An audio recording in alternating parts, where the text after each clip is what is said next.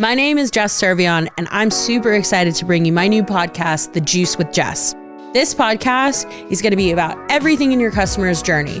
We're talking acquisition, awareness, making that purchase, retaining that customer, bringing them back around, and everything in between. This is going to be all about delivering dope brand experiences and talking to some really amazing people who are in the customer experience space, the marketing space, and everything in between.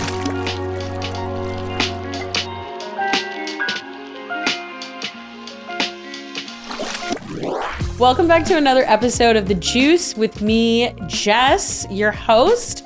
This week, I am in Philadelphia, Pennsylvania, home of the Eagles. Go Birds. Go Birds, with my friend Michael Bair, who is SVP of Customer Experience at FIGS. Michael, tell the homies who you be. Oh, okay. Hi, everyone. I'm Michael Bair. So I'm the SVP of Customer Experience for FIGS. I lead two teams. I lead our Customer Experience team, which is like our customer support team.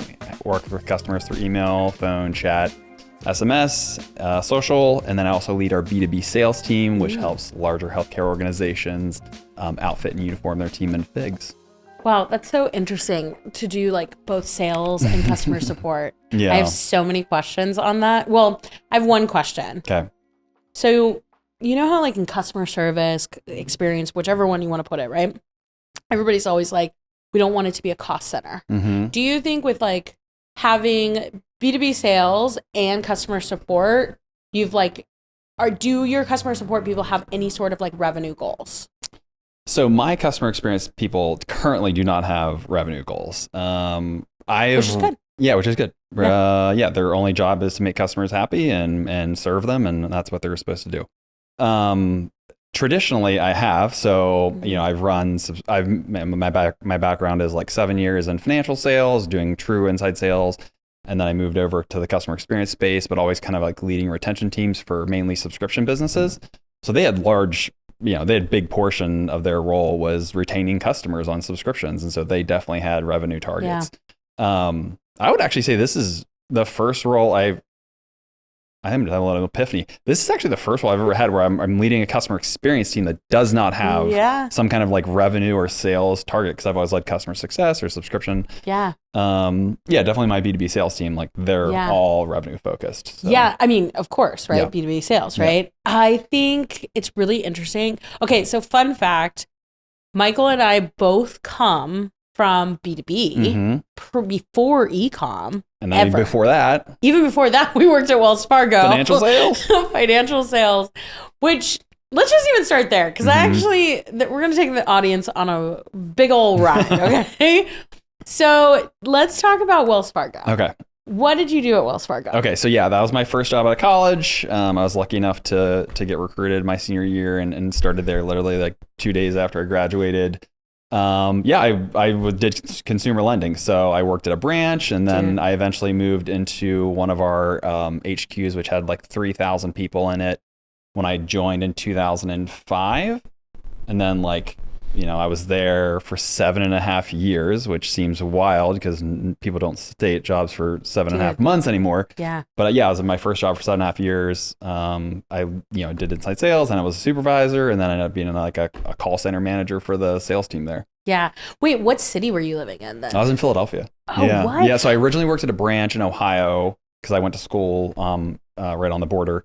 And then got transferred to the HQ, which is here in Philadelphia, and that's how I came to Philly. I did not know that Wells Fargo had an HQ here. Well, I always thought it was San Francisco. It was. So I worked for Wells Fargo Auto Finance. Oh, Auto Finance's headquarters was here. Yeah. Yeah. So we had 3,000. I mean, the little history. We had 3,000 people when I first started. By the time I left in 2011, so that was right after the mortgage crisis, the banking crisis, and everything. Yeah. I think the location I was at had 300 people. Whoa. So it just shrunk so much. It's so crazy, man. Yeah. Like that, working in the financial industry was such a wild ride. But I also think that it's like the core of for me, and I don't know for you too, of my customer experience journey. Yeah. Because when you're dealing with people in the finance industry and as your customer, it's like the most sensitive subject in somebody's life. Yeah. You know? Oh, yeah. Yeah, I can remember so many conversations with customers where, yeah, it was like if they didn't get this loan or they didn't get this product, like it was not going to go well for them. Yeah. And also, I think the other thing it did, and I don't know how close you were to this, but like that was where I learned like debt to income ratio and LTV, which is loan to value, not lifetime value in our world. Yeah. Had to relearn all of that. But honestly, that was where I like learned. I was like, oh my gosh, there are people that like have 60% of their gross income going out to their bills. Dude.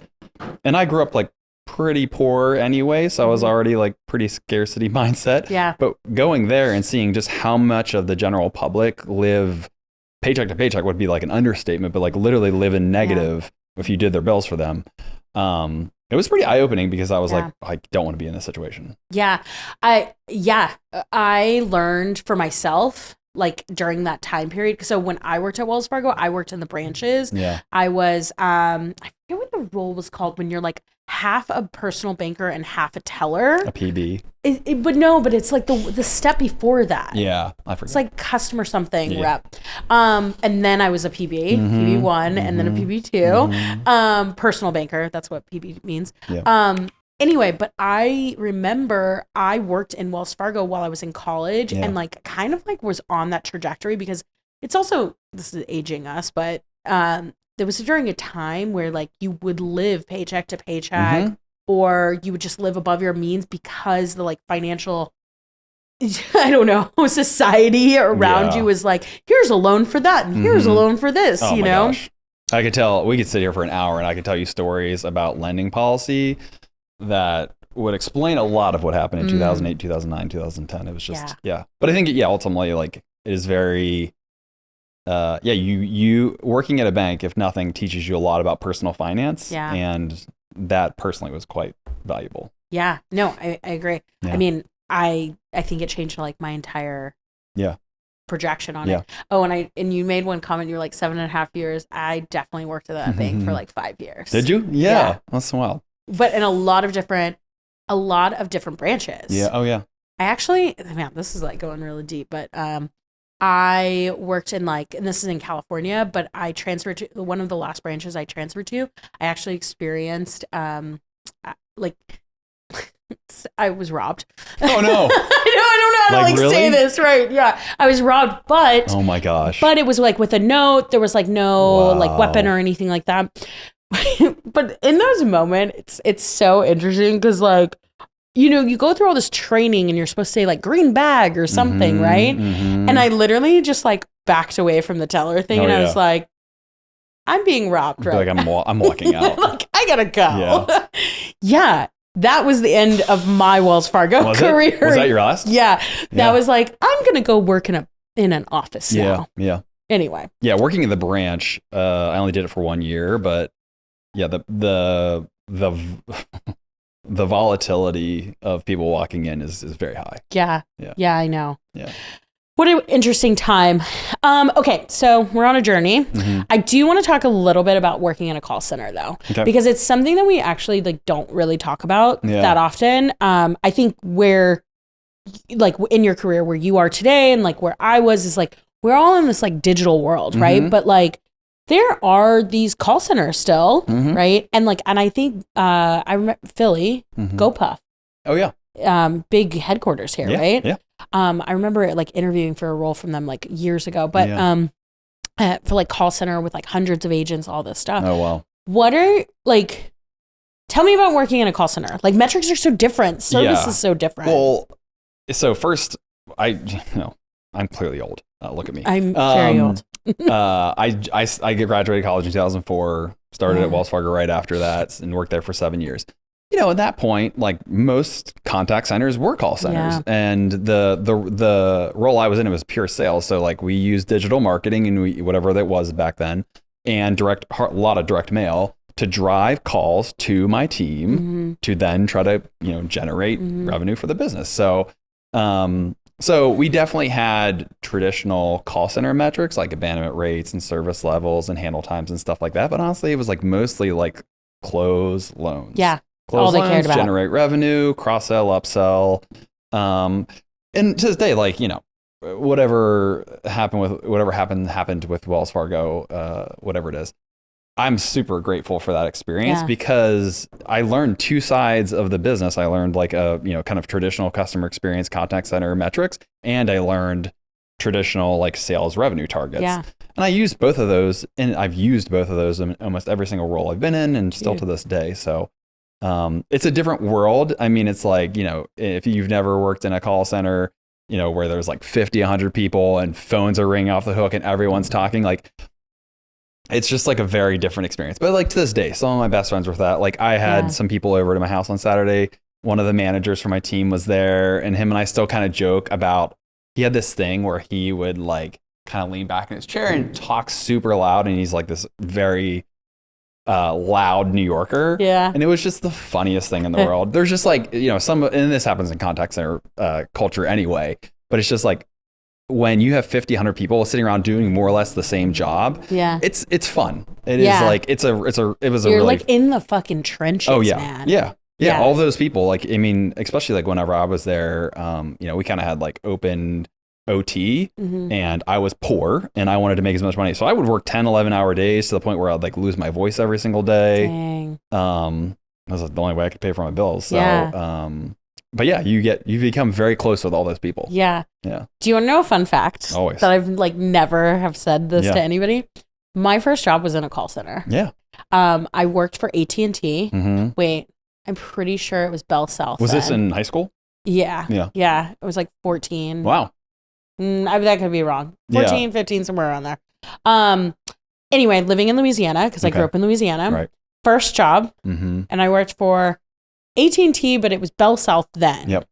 And selling phone services.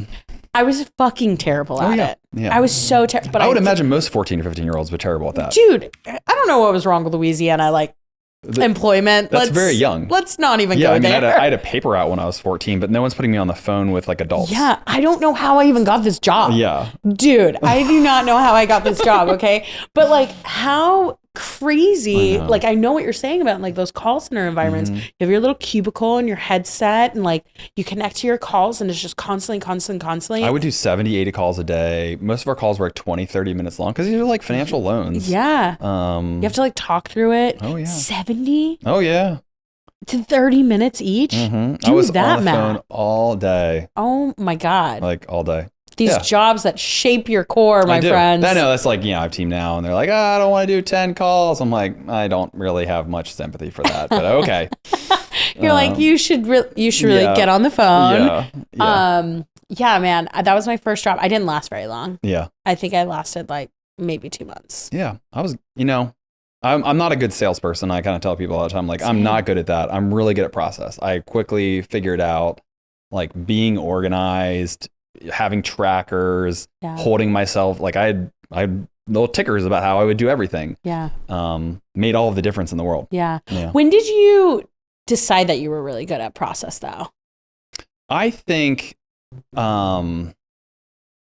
was my second job because when I was at Wells, because I had been working there for 7.5 years, and this was part of the reason I wanted to leave by the end of it, I was like, I just know this like the back of my hand. Like I knew everything there was in that very confined thing to that part of consumer lending. Like I just felt really, really confident. It wasn't until I went to my second job, which was the most amazing experience of my life. I had the most amazing boss. She's the kindest woman in the world. I think I've told her 1,000,000 times, but I'll tell her 1,000,001 times.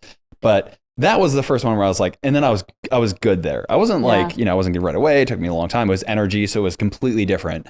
But that was the first time where I was like, hey, actually, like the task-oriented side of me, I have a pretty strong A-type personality, actually has a serviceable use in that, like, I'm pretty organized and I'm pretty good with process. I can think about things very linearly. So that was probably the first time I noticed it. Yeah. I didn't realize I was good at process until I got fired from my job. I worked as an office assistant and I was so bad at that job. There's a lot of jobs that I was just like really good at for like people and like empathy and like really could just talk the talk, right? But like, and I don't mean that in like in a BS way. I mean like literally just like I'm a good gabber, right? And but office management was not my jam. Because it wasn't using your process skills, or Yeah. what was it? Yeah. It just like wasn't It was using, chaos. It was a little chaos. Yeah. I remember like at my desk, like I was supposed to be filing paper, and then I would like procrastinate and never file the paper. So then it just became this like long stack, just little things, you know? Yeah. But the pivotal moment was actually me being fired. Yeah. And then I got good at process. Did they tell you, hey, you're not, were they like, this isn't for you? Or how did they tell you? No, it wasn't even that. It was literally like I planned this whole offsite. You know, I'm not going to name names, but if this woman is out there and if you happen to listen to the Juice, if you happen to listen to the Juice and you see me on LinkedIn and we make this a social she's clip. just like, wow, she really turned it around.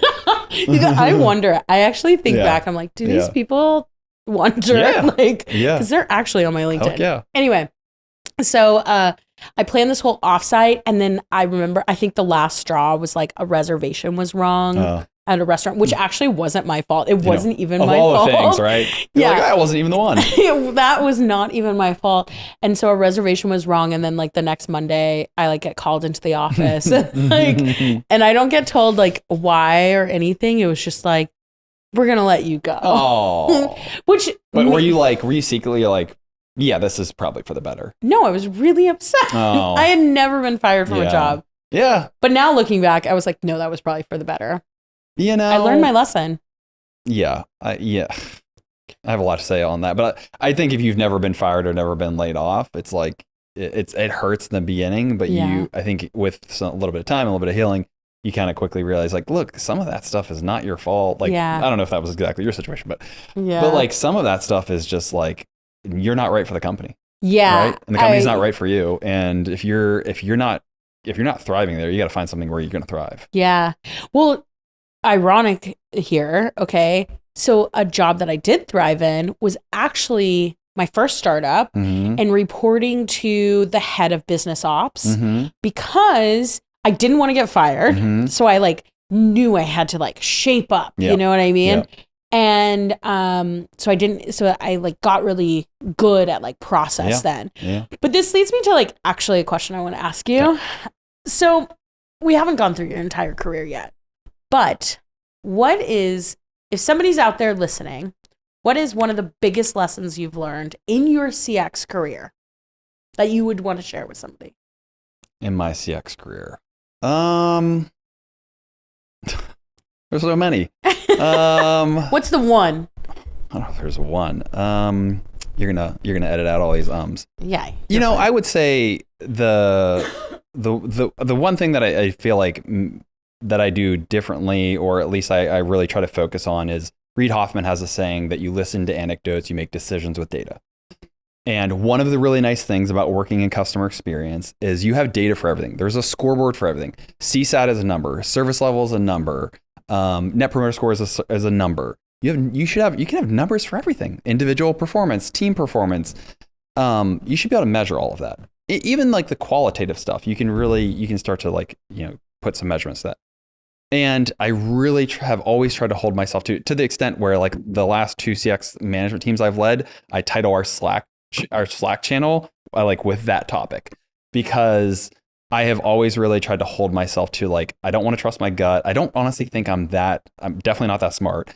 I'm not good at just like kind of like coming up with stuff off the top of my head. So I really try to have data in front of me to make decisions. Because honestly, there's a lot of things that customers will choose, particularly like depending on what customer, because you might be serving a customer base that is not you. That's not your preference. And I think that in customer experience, you find a lot of people that talk like they talk about their strategy or their initiatives, and it's like, that is your preference. That is not the customer's preference. So I really try to use data, and I think like we sit on a wealth of data, so use it. Guess what, fam? The customer community is back. If you're not already familiar with the community, you can sign up to get your questions answered, discuss best practices, and connect with other professionals in the CX space. Check it out today at community.customer.com. See you there.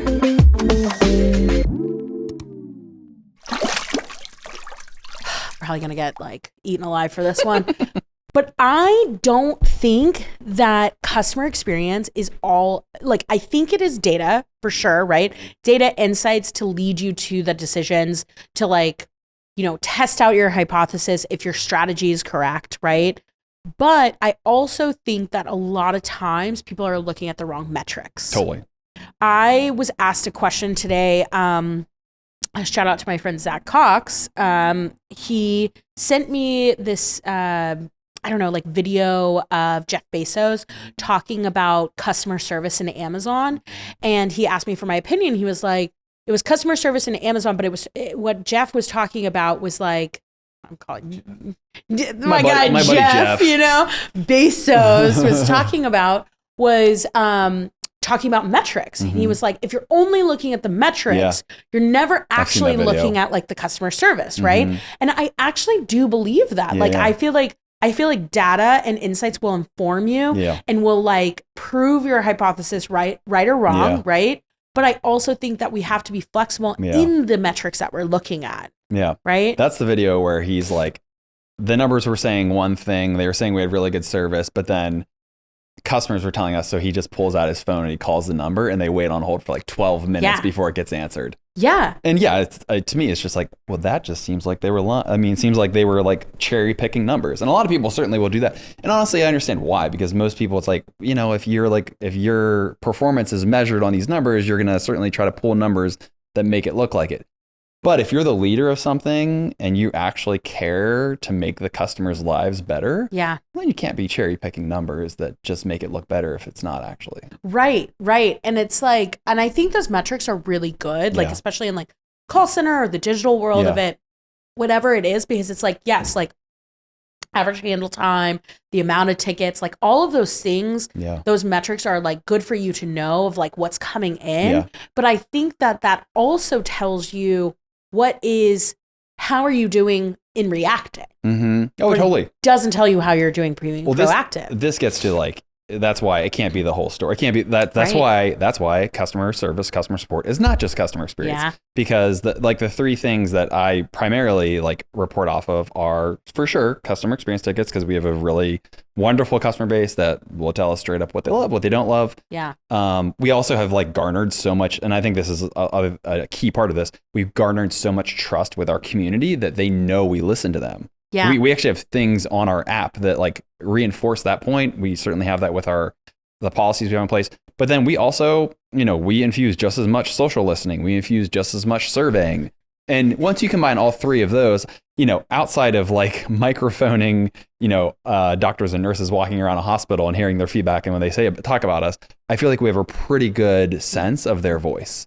And if you just in silo, I mean, it's just similar. Like if you just picked just social, or if you picked just one survey, if you just picked one data source to tell you the customer experience in air quotes, well, that's gonna be misleading. That's why you have to use all three. And hopefully have more. I agree with you. I think that's why you have to use all three. And this is going to be a bit of a hot take, but like you and I have been in like executive level CX roles. I also think that this is why there should be executive level CX roles in the world. Because I don't think that, and this, I know this is leading down like a little bit of a different path, but like there's not a lot of executive level CX roles. Like you're senior vice president. I was VP of CX. Kate from Terra Cafe is CXO, right?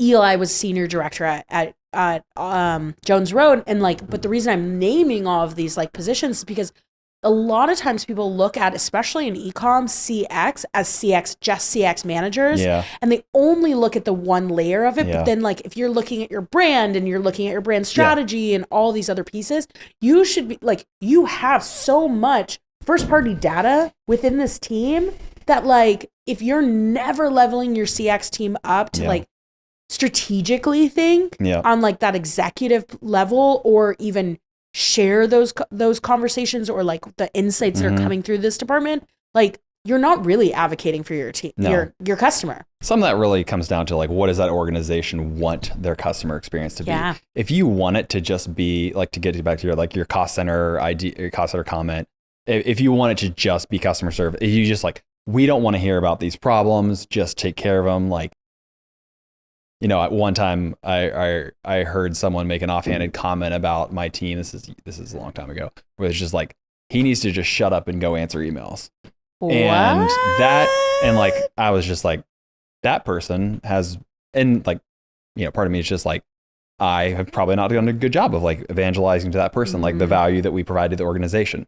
I've worked at plenty of organizations otherwise that really do value. And it's like, some of that is like cultural. Some of that is like, what do you want your customer experience to be? Do you actually want, in fairness, like the person who said that worked at an organization where I don't think they really wanted to hear, what customers had to say. Yeah. But if you do care about your community, if you do care about customers, if you do believe that their value or that their feedback can actually make your product or service better, well, then you better have someone in the organization that's actually like senior enough to take that feedback and make it happen. Yeah. And I think that's like I'm very lucky in the role that I have because, the CEO that I work for, no one cares about customers more than she does. And she really listens to like what I share. Yeah. Not because she thinks it's my voice, but because she knows that I really care about customers and that I really care about making our product as great as it can be, and therefore making customers as happy as they can be. I feel for people that work in organizations where the highest CX person is like a director. And this is no shot at a director. No. I was a director at one point. That is a thing. It is just really hard if you've got to go through like a COO or you've got to go through a CMO. This is usually one of the two people that they report to. If you report to a CRO, you're definitely not. It's just really hard to get your feedback heard. Yeah, I agree with you. I think it's really just like giving CX a seat at the table too. So it's like, and not every organization can like have a CXO or a VP level. And like, I completely understand that, but I think it's really valuing what comes into the CX team to bring it across the table. It's like, at Feastables and like everything that I've done in my core of like, just not even just Feastables, like every organization, like evangelizing for the team, advocating for it, and no matter what level I was. I mean, like that's probably why I probably have pissed off a lot of people because I'm like, oh, okay, you don't want to listen to me? I will go find somebody to listen to me. Don't you worry. You know? But anyway, I think it's like having CX at the table, allowing CX to come to the table, and not just like being like, okay, give me a weekly report. Like, no, like, and CX also, I think it's not just what's happening amongst the tickets that are coming into you, but I think it's the overall website journey, app journey, like checkout journey, like all these other places. But I even think it's even one layer deeper, like especially in like products, whether it's like food and bev, apparel, all these things, investing in consumer insights too. Yes. Because that's your CX, right? Quick question, since we're on this subject, how in your ways, like what tactics have you utilized to not, I don't know if it's like bringing customer experience to the table, but like advocating for the CX within an organization? Yeah. I think two things that I've tried to do pretty consistently over my career. One is hire the best people and be okay that most of them probably won't stay in customer experience, but they'll go work in other departments. So that people that actually know how to talk to customers and who actually know what customers love or don't love about the product are in the organization. So, I worked at a company 10 years ago, that one where I worked for the most wonderful person. We had tons of people in other places. I've taken that kind of same philosophy. I have this thing where I say I only hire people with PhDs, passionate, hungry, and driven. Like I look for a very specific type of person that I know maybe they'll be able to grow into a CX role. But honestly, when you hire so many CX associates, there's only so many manager and director roles. They're going to have to go to other places. And that has served me really well. So that's one. The second is, trying to communicate that the value that we create in the organization is not to just shut up and answer emails. There are tons of like financial metrics you can monitor, post-call or post-contact LTV increases, post-contact repeat purchase rates. If you have programmatic things like surprise and delight, seeing how that changes the financial profile of those customers. Try to be honest with yourself and look for the places, because sometimes you're actually going to find like, hey, I thought this was moving the needle more than it is, and I love this program, but it doesn't actually move the needle. but try to find the things actually to prove that it actually does matter. And if you find out it's not, then you just got to keep digging. You got to keep peeling the onion back to figure out like, okay, so that stuff you're doing for the customers by answering their call in 10 seconds or answering their email in 1 minute actually doesn't matter. You could actually like have it be 10 times as long as that because they want something else. Yeah. So try to find the things in your processes, try to find the things in your service levels, try to find the things in your channels. Yeah. That actually meaningfully make that customer more valuable. Yeah. So you said one metric though, like it was like post conversation, like post contact. Post contact, yeah. Post contact repeat purchase. Mm-hmm. I don't remember the tool name, but Michael from HexCloud is starting to like track this for like via tool. Yeah. But I'm curious of like what is your like techniques or tactics to do that like scrappy without a tool? I mean, you don't need a tool to do it. I mean, if there was a tool, I'd love to see it. But you literally just take all the customers who have ever contacted you and look at if you want to do repeat purchase rate of people who have contacted you, people who have not. Right. Do it by channel. People have called you, people have not. People have texted with you, people have not. And then do it by the number of contacts. Now you have to also like, there is some, I forget the term, but like, customers that contact you by their nature are probably more engaged. So you do have to you have to keep that in mind as you go through it. But you look at customers that have contacted you 1, 2, 10 times and see their journey. Because one of the predominant things in customer experience is like, how do I get these people to stop calling or stop emailing us? That's what like someone who doesn't know anything about it will say. Well, what if you found out that actually every customer who contacts you is actually more valuable? And after they contact you, so if you have a LTV trajectory of $100, $200, $300 of a non-contacted customer, but then you look at a customer who has contacted you and their LTV trajectory is 100, 300, 600. Yeah. Well, wouldn't you want every one of those people to start contacting you? Yeah. Because the $3 it cost you to pay for them to contact you is probably worth the extra couple $100s of LTV. Yeah. And I think, if there's a tool that can do that, great. But like, you can also just do that pretty. I mean, it doesn't work, in early stage startups where you're like, very on. But if you've had a business where it's been around for years, you can look at that. Yeah. Well, I wanted you to break that down because I think that sometimes people are like, science, and I'm like, it's not that hard. No, you just got to put out. I mean, there's probably like, I don't know, half dozen different like core metrics that I'll look at around that area. And you want to have some financial, you want to have some revenue tied to to prove that like customers actually like doing more business with your business when they interact with your CX team. Yeah, absolutely. Yeah. Well, I think you also just challenged everything that I even talked about like deflecting the amount of tickets. Well, so I'm curious. So I think deflection is obviously because of like what's going on in the last like 3 months or 6 months or whatever. Yeah. Deflection has become interesting because I do think like what you did with a chatbot where you made a channel for someone, that's not deflection. Yeah. Deflection to me has a negative connotation, right? Because it's inferring that like, oh, this person they still contacted you. That's still a channel. Like if your chatbot is still a channel. It's still a contact. No, a human didn't have to deal with it, but you still paid for that chatbot. Yeah. So it's like you might have paid $1 for that contact versus $3 to a human. Right. But you still paid for it. Yeah.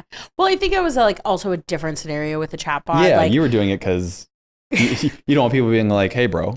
Or I love Mr. Beast 5,000 times a day. Yeah, Yeah. But I mean, that's why like we had to build it into a channel, but which was a fun channel, and that's also just knowing the audience. Again, going back to consumer insights, right? And understanding the customers, like we knew that customer and so built something based off of that customer. Yeah. If you take that same theory of like doing a chatbot, you can still make your chatbot like worthwhile, right? But it's like make it educational. The same thing you do in like retention and life cycle, right? Like you send all these emails to be like, hey, here's my candy, or here's why you want these scrubs, right?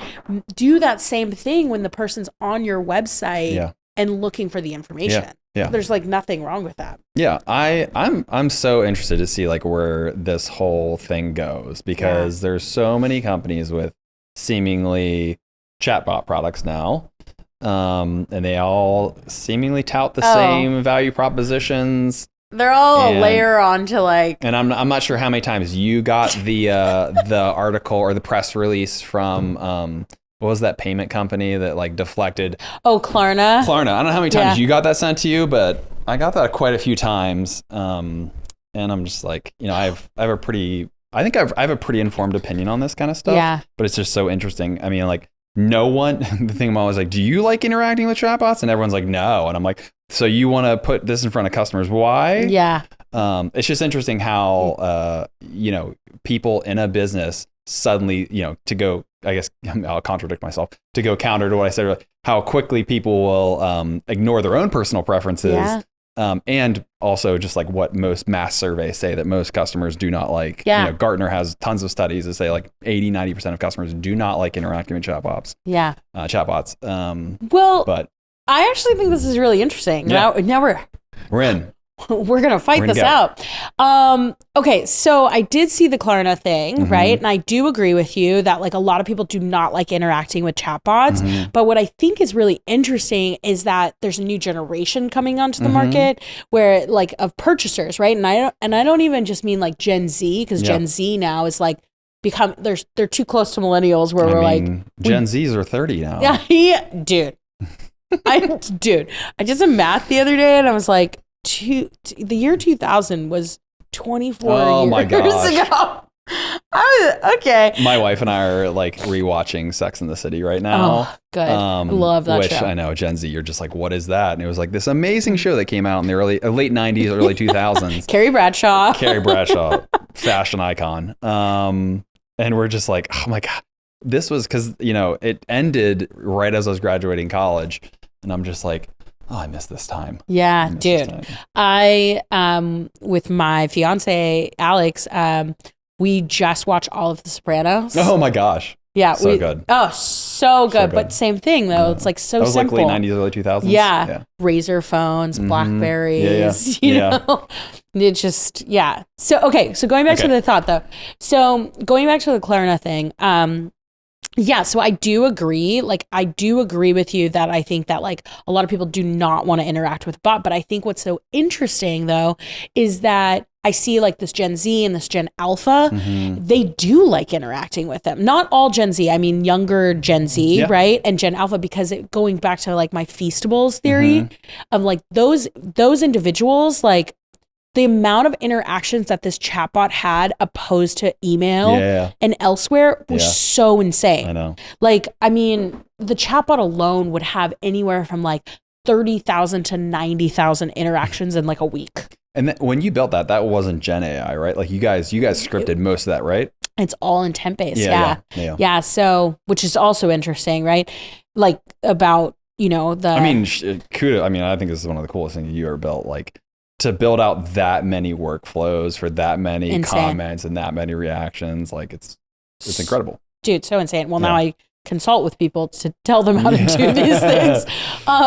But okay, going back to that though. So like, yeah, it's like all intent based. It's not generative AI, right? Which I think will be, and then going to specifically the Klarna article, I personally think that like, as the generations continue and we evolve all these technologies, I actually think that it's an opportunity to create more jobs for CX departments though. That like people are no longer, can just not just be ticket takers, but also like have a hand in retention, have a hand in other places.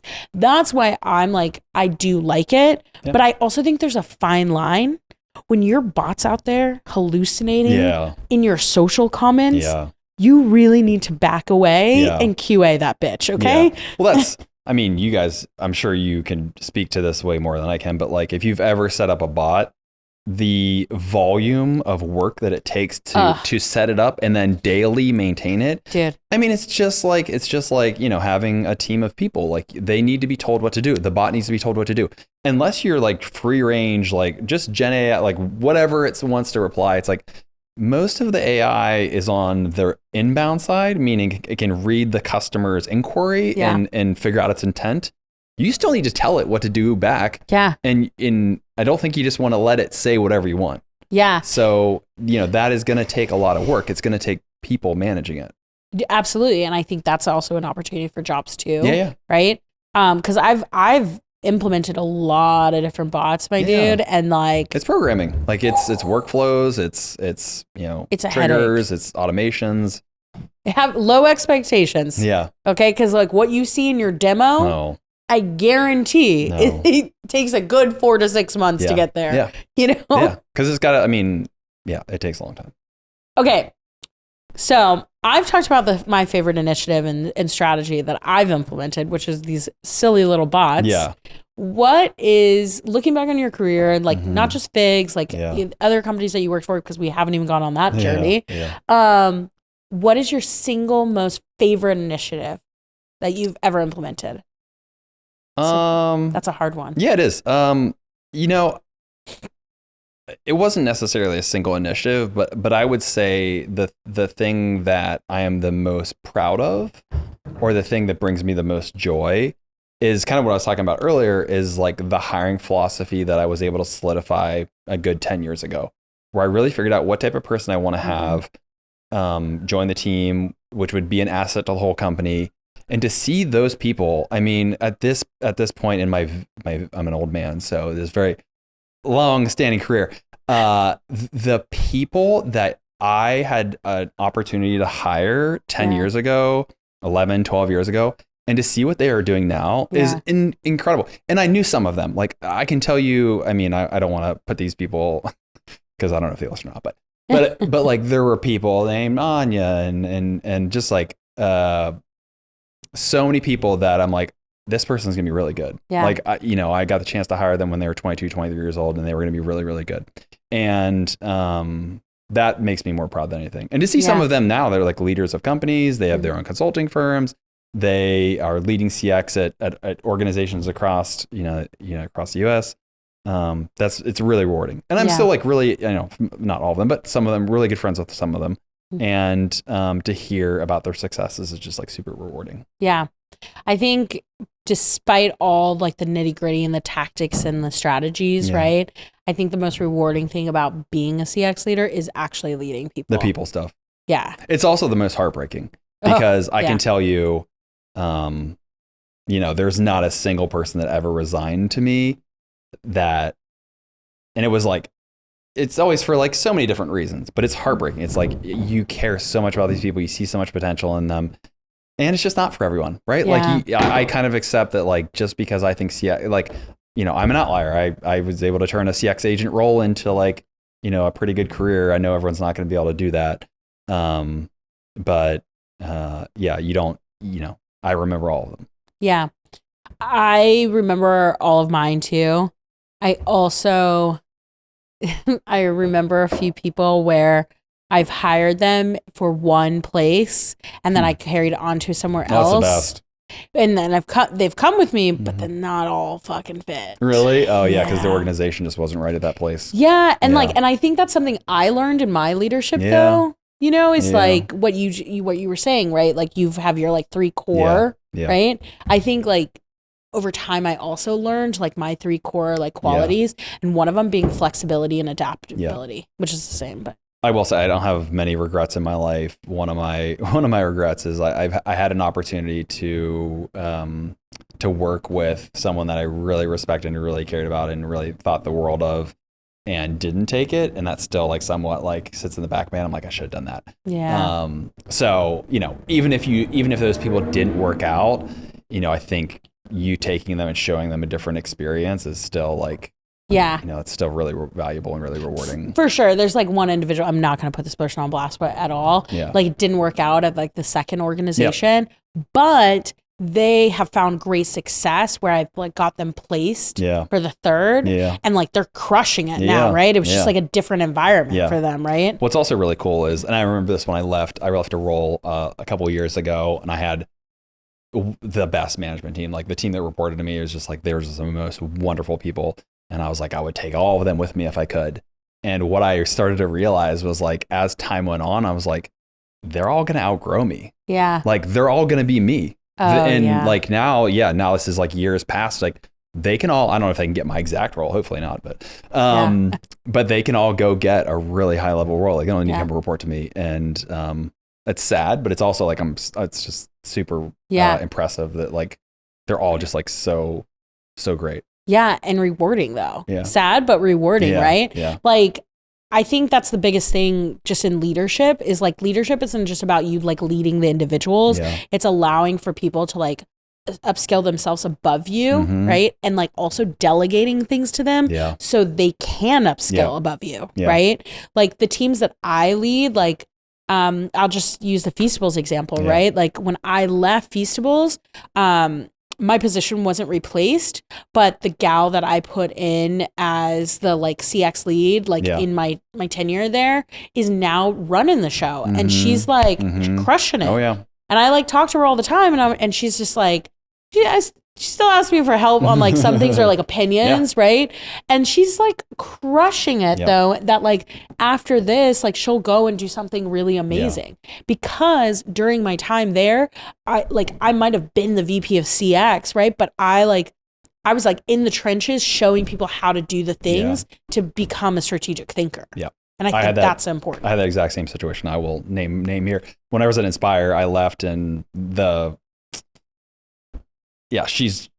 just say she was one of the best people I've ever worked with in my life. Emily is just like one of the smartest, kindest, most emotionally intelligent people you meet. And I keep in touch with her here and there, but like I would hear some of the stuff that she put in, and I was there for 4 years. So I think I put in a decent amount of stuff, but some of the stuff she put in place, I was like, that was the good idea. She was right. I'm like, she's just running this better than me. Yeah. She's better than me. Yeah. So, and it's like, it's just so rewarding because you're like, especially when you were at a place for a long time. That company, I was the first CX person there. I was employee 12. I put almost everything in place. I hired every single person on that team. So I was like pretty concerned. I don't know if that's the right word, but like how it would be left. Yeah. But I knew Emily would do, and she did better than I thought. Yeah. Oh God, isn't that the fucking best? She's the best. When like, if you're listening, Emily, you're the best. You're the best. So shout out to Emily. I hope I get to meet you. Okay. One last question before we hit the road. What is the best thing about working in customer experience? I know we named a lot, but people, right? Yeah. Isn't it? I think it's it's like I think just if you work in customer experience work, you're probably like outgoing. You're not gonna find many introverts. Most of us are like, we waste all of our extrovertedness at jobs and then we go home and are like, just let me read my book. But like super empathetic, super kind, great communicators. I think they're just like good people. Yeah, good people. Yeah, for sure. Yeah, dude, we've hit the end of the road. Ooh. I know, isn't that crazy? That blows by. I know. Yeah. I feel like we don't need a whole other hour. I'll come back to Philly. Yes. During football season. Yes. Go Birds. Go Birds. We'll tell the homies where they can find you. Yeah. All the normal places. I'm on LinkedIn, Michael J. Bair. I'm on Twitter, Michael J. Bair. If you want to see pictures of my kid in my house, I'm on Instagram, Michael J. Bair. So all the above. We'll link his LinkedIn. Yeah.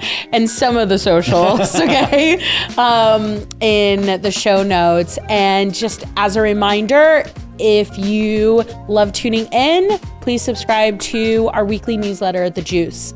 I will talk to y'all next week. Hey, wow, you made it to the end of the episode. That means that you like me and I like you, which also means you should subscribe to this show.